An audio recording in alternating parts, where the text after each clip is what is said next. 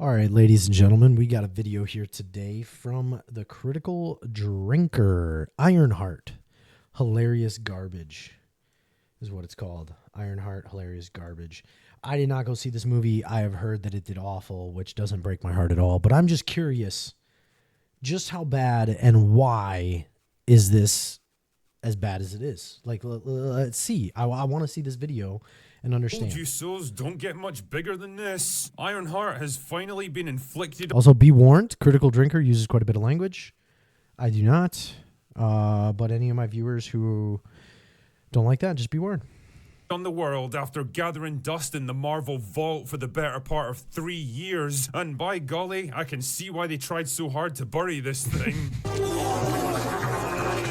Having suffered through the first 3 episodes now, I can confidently say that this is by This is a show. I thought this was a movie. far the worst thing Marvel have ever produced in nearly 20 years of MCU history. Really? And damn man, that's up against some pretty stiff competition I was by gonna this say, point. A I thought cringe-inducing calamity. I thought the She-Hulk show was one of the worst people agreed on.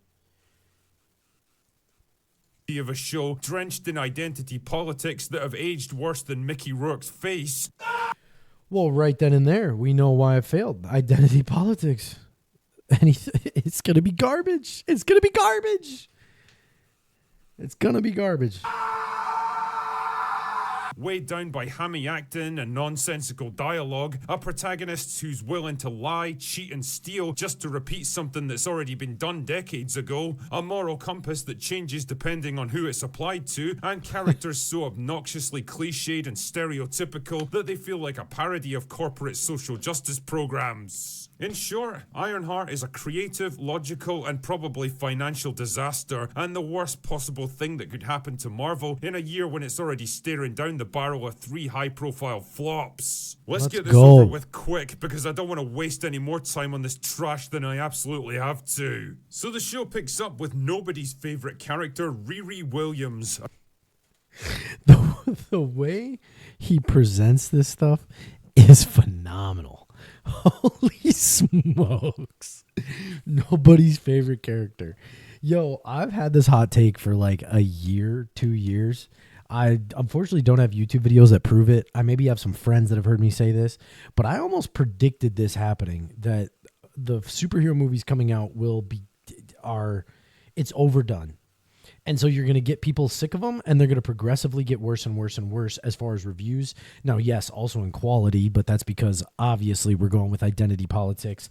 We're doing all that crap, and it's going to make a movie or TV show absolute garbage.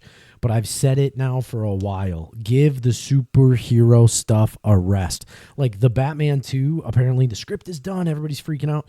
Dude, I wish you would have taken another 2 years on that script, because we need to let the market cool it on the superhero stuff. For real. Let it simmer. It's too much. Too much honey makes the stomach sick, and we're all sick of superhero garbage. A grad student at MIT who's been busted helping other students cheat on their exam. Because I know what some people are going to say. They're going to say, no, just make it good. Guess what? I still don't think that's even going to fix it entirely.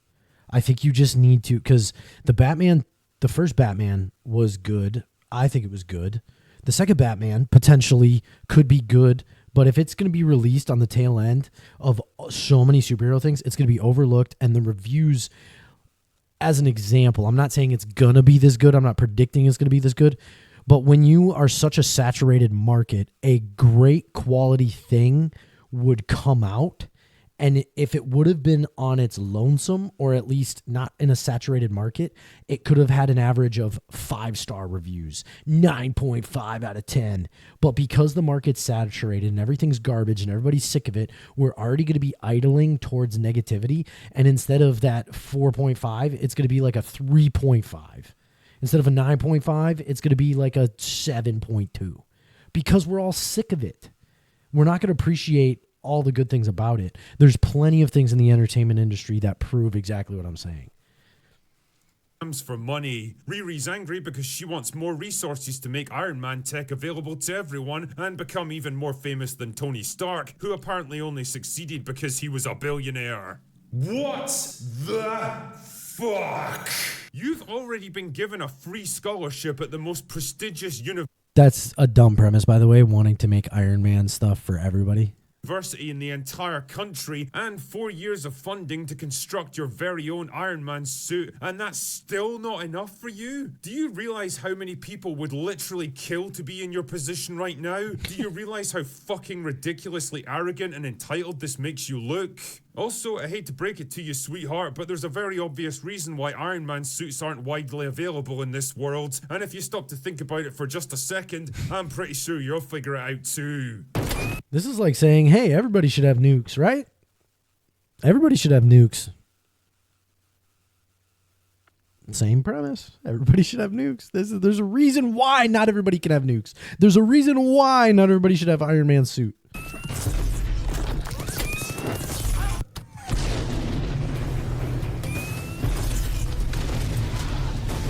Anyway, when Riri rightfully gets expelled for causing massive property damage and subverting the school exam system, she does the logical thing and steals the Iron Man suit that she already built with university funding and takes it for herself. Which doesn't make sense if her whole premise is that it should be for everybody to use.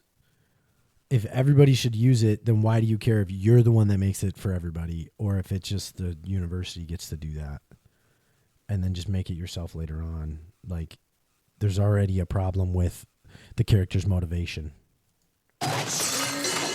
You know, for a show that's all about challenging racial stereotypes, you're really not sending out the message you think.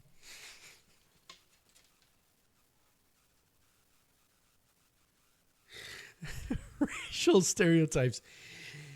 Is he saying that because she stole it? Is he saying that because she stole it? You are with this one. Anyway, back home in Chicago, she clones her own brain to make an AI for the suit, which I guess is something you can just do now, and it somehow morphs into her dead friend Natalie, who got killed in a drive-by shooting years earlier. And how exactly can I describe Natalie? Well, imagine Jarvis, but now he's an insufferable twat with the personality of an abrasive teenage girl from the hood who constantly fucks things up for the main character. I just can't, man. Who thinks this stuff up? Am I cooked?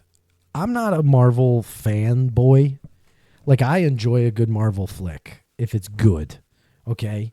But is this in the comics? Is this in the comics? Please, somebody tell me, because I don't know. Is this how it goes in the comics?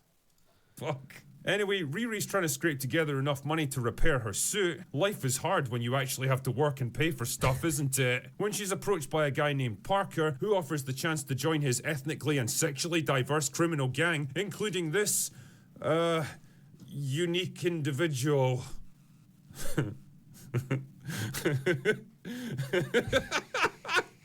What even is this show, man? In return for using her Iron Man suit to help them steal from people. I gotta be honest. I understand culturally that things will be put into TV shows. Certain belief systems and certain practices and stuff. But that is a mental illness and needs to quit being put on display as some heroic, brave thing. End of story. People, she'll get all the money and resources she needs. And because stealing and breaking the law is only bad if other people do it, Riri immediately accepts his offer. Like, you realize you could just take this kind of technology to any major tech firm in the country and they'd give you so much cash you could swim in it, right? Or how about Wakanda? Fair. They seem like they'd be more than happy to have someone of your talents on boards. But nah, it's better to throw your hand in with a bunch of retarded criminals you've never even met before, led by a man so obviously shady he's literally wearing a villain's pantomime cape, on the vague promise of financial rewards later.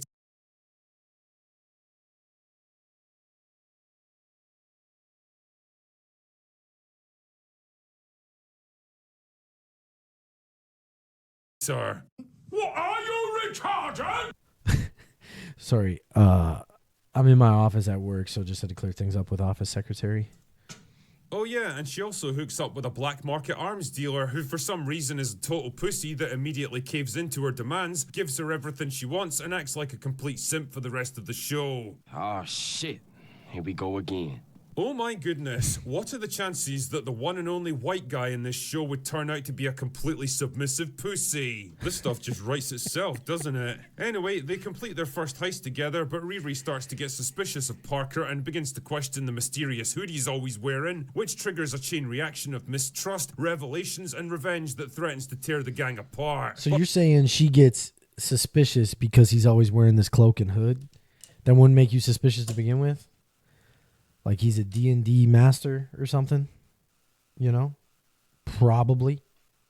But will Riri be able to stop Parker and free him from the control of the hood, or will his dark powers destroy all of them? The answer, of course, is who the fuck cares? Watching the first 3 episodes of this absolute dross was like some weird exercise in self-flagellation. It truly is something unique in the MCU, combining the worst aspects of everything we've come to hate about this franchise. The pandering and heavy-handed racial politics of Falcon and the Winter Soldier, the trite and predictable girl bossing of the Marvels and Wakanda Forever, the moral flexibility of Black Widow, where doing horrible things is just fine if you happen to tick the right diversity boxes, and the I thought cringe-inducing. I thought that the Marvels, is that what it was? Natasha Romanoff's family, Black Widow's family. I thought that movie was good. I never saw it, but I heard it was good. See, I don't get off the couch for Marvel movies these days. None of them look interesting. Of, well, everything they've done since Endgame, really. This thing makes Robin in the Hood look like a masterpiece of urban What is that? fantasy. Parker's gang is the most laughable collection of hapless retards I've seen assembled on screen since Zack Snyder last made a movie. Riri has all the charm. Oh my word! This guy wants all the smoke. I love and it. likability of Rachel Zegler, only without the singing ability. The show even makes a point of her not wanting to diss Tony Stark, implying that she actually could and should verbally destroy him, but chooses not to in her magnanimous wisdom. And fuck me, I don't know what kind of humiliation ritual Hollywood's putting Alden Ehrenreich through after Solo, but it can't possibly be worth it to appear in That's what trash he's like from. I was going to say, I know this guy. He's from Solo. this. His character is eventually revealed to be the son of Obadiah Stane from the first Iron Man, because of course he is, but he doesn't want to follow in his dad's footsteps, which is why he's become a black market arms dealer. Wait, What? what? Also, you can absolutely tell this show was commissioned during a very different time in American culture, from the murals of dead community members, to the Black Lives Matter posters, to the constant reminders that things are just so much harder for people like Riri because of how she was born. It's actually kind of Nope.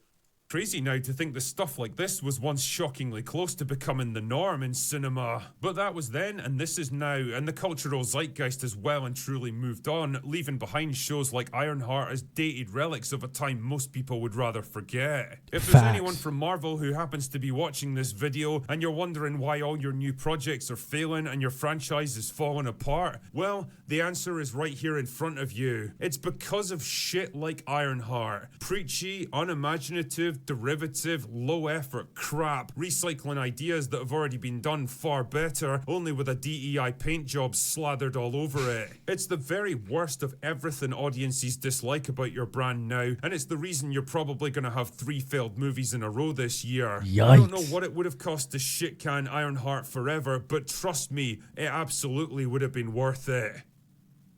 Anyway, that's all I've got for today. Yo, that's crazy. I mean, it's not something that I would want to see. Like I said, I'm over the superhero movie binge. Like, if I hear that a movie's amazing, I'll maybe go watch it. But nothing gets me off the couch anymore to go to the movie theater for superhero trash, man. And anything identity politics. He's right. This was from like a time frame. There was a period in time over the however many years ago and continued on. And now we're in the point of reform of like, we're sick and tired of this. I don't think people are sick and tired of black people being involved or being in the movie or being a lead or whatever. It's like, it was the whole problem I had way back when was like the Black Lives Matter movement, the movement and group sucked. But if just the words, three words put together, Black Lives Matter, don't have a problem with that. I don't have a problem with those words in that order being said. but the movement and initiative was the problem. And this is what I'm saying is like, I don't think people have a problem, as much of a problem with, you want a black person to be the lead? Cool. But don't make that be the whole point. Or like a woman or whatever. Now, again, I'm sick and tired of transgender people, a literal mental illness being propagated as something brave and heroic as in movies and stuff. It's ridiculous. Get out of here with that. It's ridiculous.